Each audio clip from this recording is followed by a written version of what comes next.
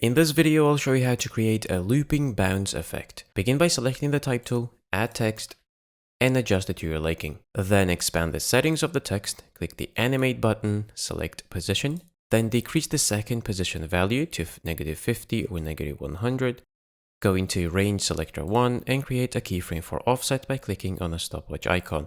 Then set the value to -100, go 2 seconds forward and set offset to +100. Then go into advanced, scroll down and set shape to smooth.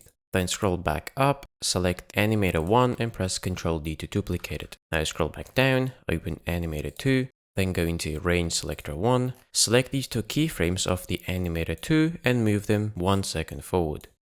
Now if you play this back, we'll get this continuous bounce. Now in order to loop it, we're going to select the text layer and press U on the keyboard to see just the offset values. Then we're going to add an expression to each. To do that, we hold down the Alt key, we left click on the stopwatch icon, then here we type loop out, and it's going to give us the option. You can just click tab, it's going to automatically fill it for us. So we have the loop out, open and close parentheses. We're going to select this expression, press Ctrl C to copy it.